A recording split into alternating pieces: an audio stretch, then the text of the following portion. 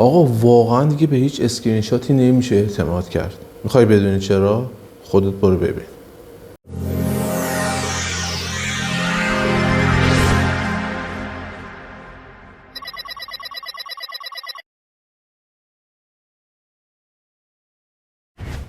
سلام بچه‌ها، چطورین؟ من مهدی هستم از کانال اینو مینو.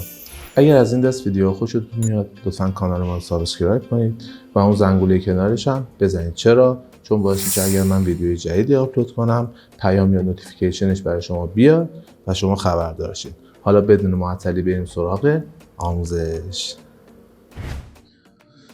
آقا برای این کار میرید توی سایت فیک دیتیل،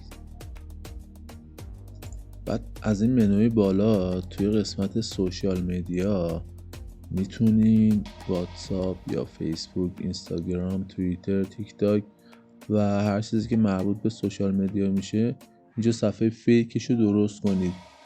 و خیلی جالبه که اینجا میتونید هم صفحه دسکتاپشو ببینید، هم صفحه موبایلیش، هم اندرویدی داره هم آیفونی.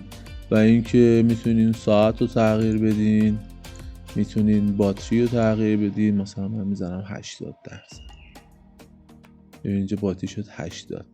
هدر و فوترش رو میتونین تغییر بدین و اینکه میتونین خیلی راحت همه چی رو اینجا مثلا من مینویسم علی،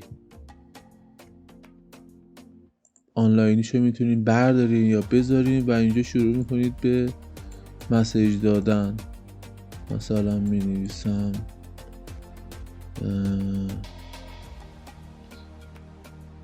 سلام، به همین سادگی و سند.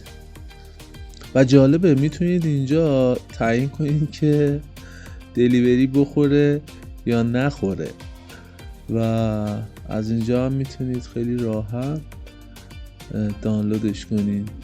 حالا توی آموزش بعدی یه سایت بهتون معرفی میکنم که میتونید اسکرین شات هایی که گرفتین، هر اسکرین شاتی رو که گرفتید ادیتش کنی بده بره برای دوستات.